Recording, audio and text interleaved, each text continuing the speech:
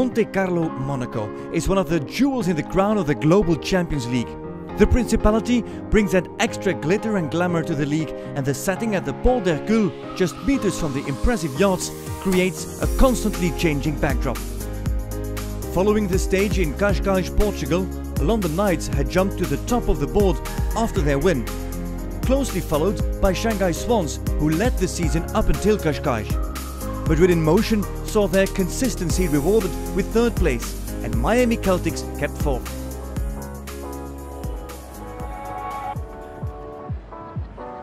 Round 1 would set the order for round 2, and in their first round in Monaco, London Knights came off on a bad start, with both Ben Meyer and Martin Fuchs scoring 8 faults each. And remarkably, he's inside the time, but only just 73-38. Home team Monaco Aces, on the other hand, had a superb run, keeping the score to 4 after clears from Laura Kraut and 1 down from Madelon Zanotelli. The team in last place on the league table found themselves midway after the first round with a score of 9, combining the 5 of Jude Vrieling and the 4 of Bassem Mohamed. Best performance of round 1 was recorded for the Vikings, the team consisting of 2 Scandinavians, being Evelina Tovek from Sweden and Geir Gulliksen from Norway, succeeded in doing what no other team did, jumping the ever so important double clear. That score had the team leading after round 1. Let's see how things played out in round 2.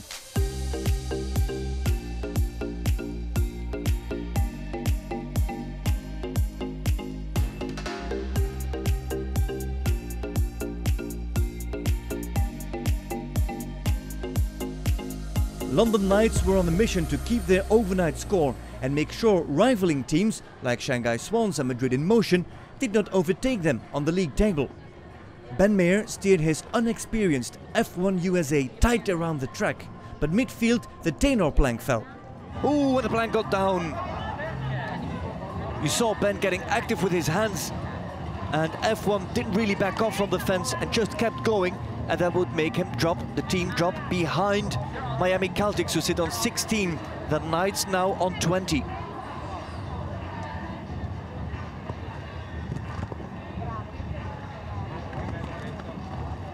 And it's the 4. Yeah. Finishes on the 4 there for Ben Meyer and F1 USA, 20 in all for the team so far. So Miami Celtics already, they're moving up 1 place. Yep. That put even more pressure on teammate Martin Fuchs. Luckily, he sat on the great Clooney, but even the greats make mistakes. And he's got the first fence down. The Knights to 24. The Knights would end on a season-high score of 24. Things didn't go as planned. Berlin Eagles sat on 15 overnight. Felt like he had the time in the room to take the inside, but does play on safe and goes outside. Getting a little bit strong there in the turn to the Royal Palace here. Kukuk working, back on the hind leg. Listen, stay with me. And now stretch over the back rail.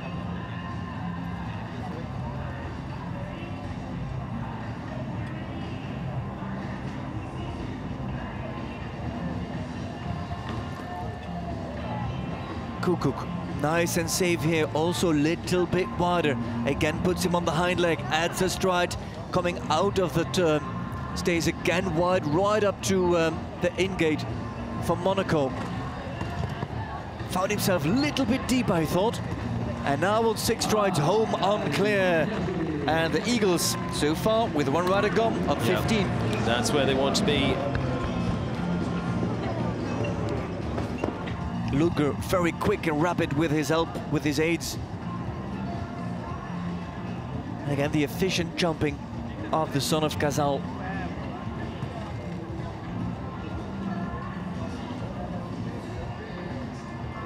Checks for the extra stride, gets it. Good jump over the upright, and now comes Monaco. The time is good.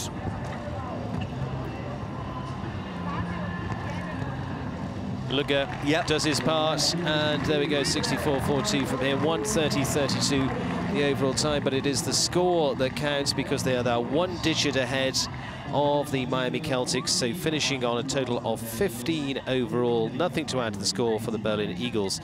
With the clear support of actress and equestrian athlete Mary-Kate Olsen, the team of Christian Kukuk and Ludger Beerbaum brought home the first double clear of the afternoon, putting the pressure on the next squad, the Shanghai Swans.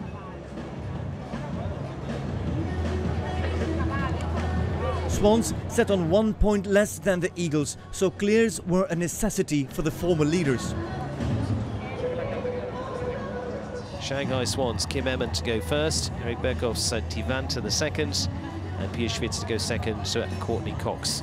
But clear 4 or what, even 8 here will put them ahead of the London Knights and could see them go ahead in the championship. Yep.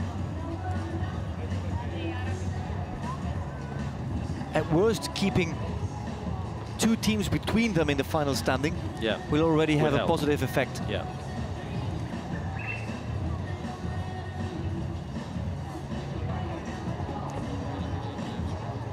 Eminentia Vanta, jumping with a lot of respect through the combination, has the control for the plank.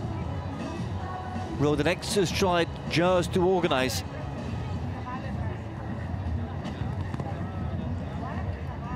Good at the combination. I think she's through the toughest part. Oh, is the long 6 something that worries her? If the mare gets off her leg, off the hind leg, 1, 2, 3, 4, 5, 6, rides it very strong and gets a clear in time, just in time, quite slow, but it is a clear. That's what they needed. Pia Schwitzer on his loyal Courtney Cox now found the ball in his camp. Let's see round with Pierce. Pierce is off. Courtney Cox.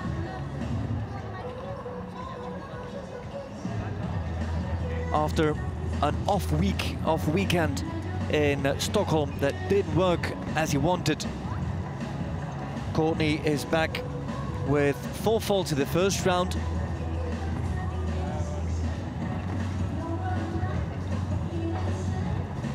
And he's got a lot of confidence. He comes on 7 to the plank of Tenor. 8A, 8B. Takes a wide and deep into the corner to get a good setup for the combination. Global champions, 3 to jump. Will be another double clear for the Shanghai Swans. For the lead, they have to do better than a time fault and 62.99, but that doesn't make much sense, because if you've got a time fault, there is no 62.99, and Pius gets the clear, and 62.46. Yep, and they take over the top position here in Monte Carlo.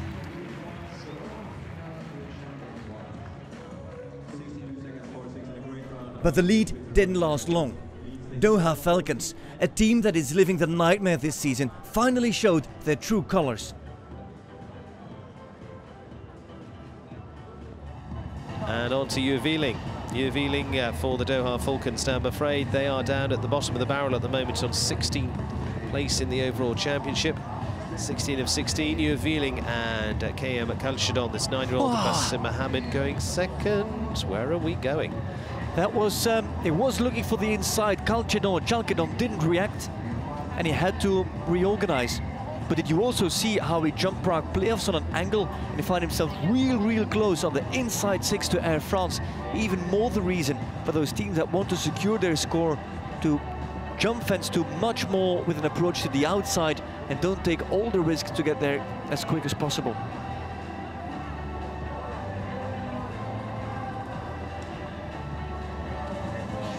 Vrieling and Chalcedon. New horse in his string. Only recently, a month or 3, maybe 4. Horse with scope, with ability, and that perfectly fits the system of the tall Dutchman. And here's jumping a clear for the Doha Falcons, and that's one of the few clears that they've jumped this season, actually. It is, yeah. Doha Falcons with a 0 on the board there for Uveling. Basim Hassan Mohammed on his Grand Prix winning Gunder rode with an injury he sustained the day before. But the Qatari, who won the Grand Prix on these grounds years back, gritted the teeth, fought the pain, and gave the Falcons the double clear and the lead. Basim riding with a knee injury. His right knee injured from a tumble of yesterday. Still biting the pain, fighting the pain, and giving Gunther a good ride over the first 7 fences. Well organized from 4 to 5.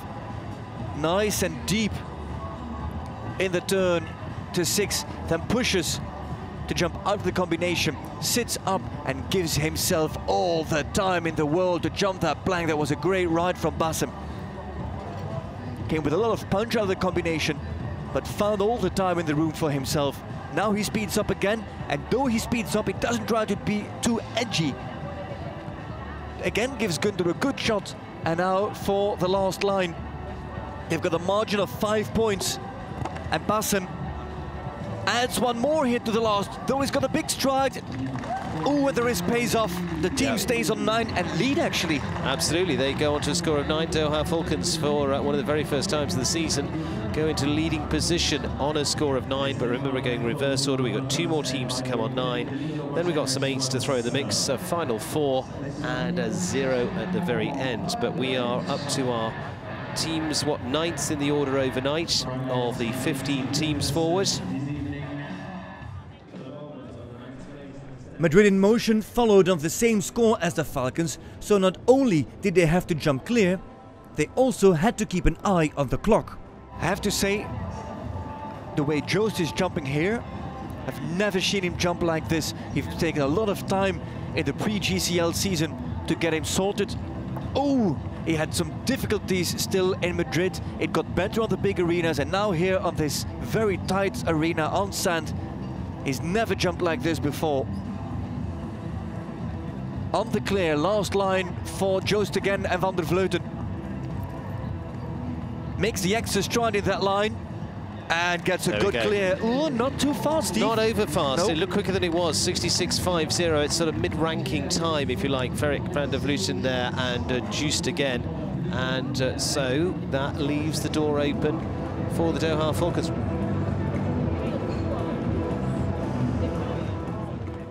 .63.75 is what he needs to aim for. That gives him, from this point, 10 seconds to get home. And again, Steve, I don't think he's going to make it. 63.75. Nope. Close. 64.02. Yeah, a little closer than they would have wanted, but not enough. And so Madrid in Motion going to second. Prague Lions and Doha Falcons have moved up a couple of places, all because of their time. 1:30.52 from Madrid in Motion, 1:30.25 from the Doha Falcons. Quarter of a second. Paris Panthers started with a 1-point lead on the Falcons. Though well aware, Yuri Mansour didn't keep it clean. Brazilian rider to go first on the 11-year-old Carlsen, and now Nasser on his long-time part, the 15-year-old Laudan.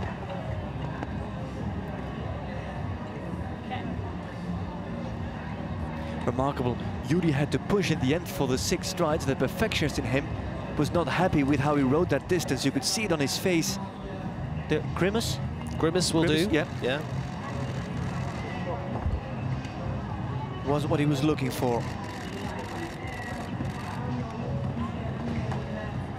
Just posted a fantastic video on his social media accounts of Vitiki back in jumping action. The horse that got injured last year. And that would be a boost to the team, and that's a blow to the team with the back rail of the octagon in the combination. And that's what I mean about those 3 teams here. They drop a pole, and suddenly now they're dropping back 3 places behind those on the 9 fulls.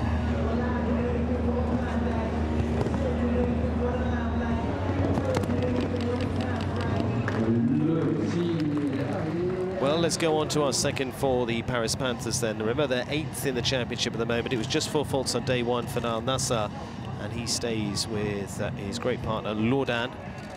$1 million Grand Prix winner out in America before now. Look at that, 5 strides, very aggressive up to Air France. Very decided.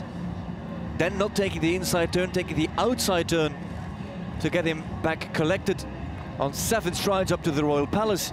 Now Nassr is riding a fast round here. Takes it a little bit wider up to Longines, the double.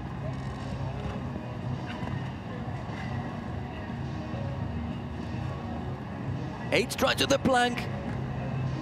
Good reaction from Lorden.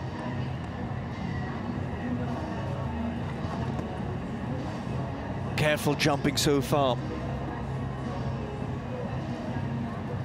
No other teams on the same score, so he's riding his own round. With 1 fence left to jump, Nail Nassar, the Paris Panthers, 12 and 12 for the finish. So he stays on the clear, team score of 12 overall, just went down between the 2 riders. Not a big one, but it does make a 3-position difference. The Panthers dropped a long way. Monaco Aces. The home team could easily take over from the Falcons, who, at that point, were guaranteed of a podium. Laura Crowd gambled in the shadow of the casino. And Laura will go first on the 10-year-old Curious George.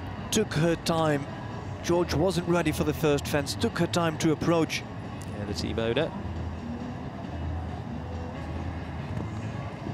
And took good care of fence 1 as well. Takes her time. She's much slower than all the other teams in the approach to 2. She knows she has a margin of 5 points, of a score of 5 on the leaders on the Doha Falcons. But she cannot flirt. Well, she can in a way with the time fault, but that would give an even comfortable cushion to the Scandinavian Vikings, who are last to go and sit on clear.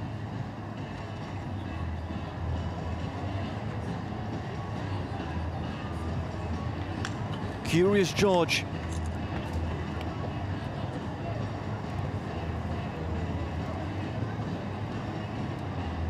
On clear, and Crowd is taking her time. I don't want to jinx it, but 69 seconds is the time allowed, and she's playing a dangerous game.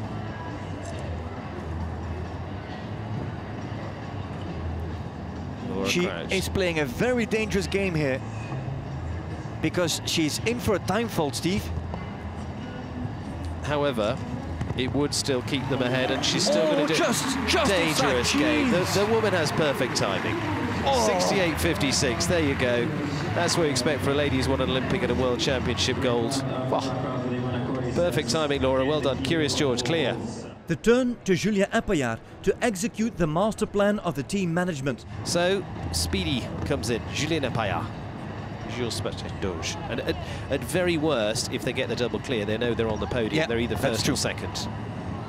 Which is the better move? Appayard does take the risk either. Rides conservative. Not his style, but he has to do it. Team orders. Not on the inside turn. On the outside here to the Royal Palace. To keep the score of 4 for the Monaco Aces. Stretching now. 7 strides to the plank. He helped him beautifully. Let him climb in the hackamore. Made a lot of height over the plank. No, oh, it's gone! No. 8 is now the score. Still keeps them ahead, still keeps them in second. Oh! And does this mean that Scandinavian Vikings get the victory on a golden plate? Oh, that's never as easy as that. Look at that. Remember they're on a score of 8, but that's still second. Still second, whatever happens, still second, or potentially you can see. Now remember, 8 faults sounds a lot. It's only 1 fence apiece when it comes into a team competition. 1 fence each, and suddenly we're into the same tracks. So Monaco Aces, whatever happens, will be on the podium in their home run here. Nico Lopez there, the team owner. Oh, well, whatever happens is a big smile on the face. Last team to go. Overnight leaders, Scandinavian Vikings, were now given an 8-point safety net. Evelina Tovek switches to Dalila de la Pomme, a horse with a tremendous record. Blipped a little in Stockholm, but maybe that was some pressure, home pressure coming on. But there at the first fence, a little bit of a heart-stopping moment. Here Gullikson to go second. A hard knock on the first vertical. And like you say, Steve, Stockholm, she said it herself, she crumbled a little bit under the pressure. Twice 8, we've never seen her do that before. Gullikson, eyes fixed. Now, the wake-up call on the first fence of Le Casino. Don't gamble, go for safe.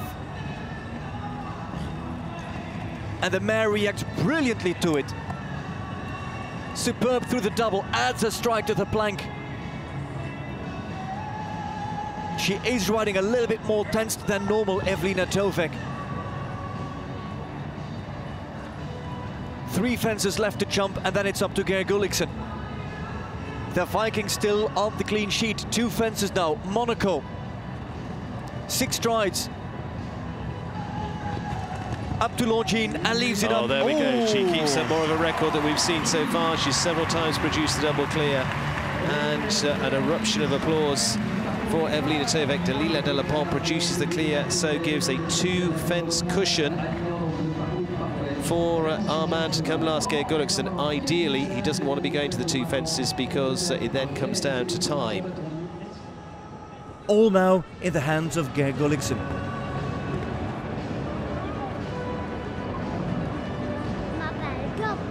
It's him and him alone. The bear has never jumped a double clear in GCL season 2019. Well, now's the time. Quattro, quick, agile, careful, and super smart. Jumping out of the double could be something, Steve, for these 2. Sets him up. Come on, Geir, get out of it. 2, 3, 4, 8. Oh, just gets over the plank. Great reaction from Quattro with the hind leg. 3 fences for their first ever Global Champions League win. The Vikings, Geir Gulliksen, with all his experience. 2 left, takes his time, rides nice and wide. If he clears this one, nothing can go wrong, can there? Oh, steady, there's 1 fence left to go. Come on, Geir, they've got it, they've got it. The only team on double clear, the first win for the Vikings. Sensational stuff. And appropriately done by their team manager, the man who's led them all the way. Geir Gulliksen produces the first win for the Scandinavian Vikings. That will be rattling around the fjords, and that is a super finish for them. The home team get a good finish too, finishing in 2nd for the Monaco Aces. Jimmy Gulliksen gets his breath. 50-odd years of age and as sprightly as ever. And it's a thumbs up from the team owner for the Monaco Aces as well. The home team doing solidly to finish in 2nd place. Scandinavian Vikings win the 10th stage of the season. 7 points ahead of Monaco Aces, and the Doha Falcons soar onto the podium. Down under, Miami Celtics, Valkenswaard United, New York Empire and London Knights have had a weekend to forget. Double clear, clean sheet and the first win in the history of the Vikings. No doubt they were delighted. Amazing feeling. Geir, tell me how you feel about it. Yeah, it was, you know, when she jumped clear, it made it easier for me. But both horses were jumping fantastic today, and, you know, we deserve this. You deserve, that's true. The scenario was perfect. Extra faults for the Monaco Aces, the home team. Unfortunately, you had the cushion of 8 points. Did you feel extra pressure coming in? No, I thought, you know, if I had 1 down, you know, normally my horse is, if he's clear or 1 down, and the way he was jumping, I had him, he touched 1 in the collecting ring, and normally when they touch 1, he's very good. Talking about touches, Evelina de la Pont jumped great. However, the touch on the first fence, my heart stopped. I was a little bit lucky there, I must say. Yeah. And then you, Geir, you said you went for double clear, but you stuck to your plan. You rode the extra try into the last line and got the 1-time fault. Yeah, I wanted to play it safe. You know, I've been in the job for a long time, and I know it's not over before the fat lady sings. To the old man and the young lady, congratulations, your first ever Global Champions League win. Yeah. Congratulations to the whole team. Thank you. Thank you.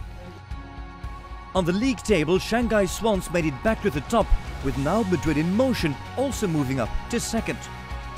London Knights lose ground, and so do Miami Celtics. Monaco Aces, however, move up after their star performance in Monaco.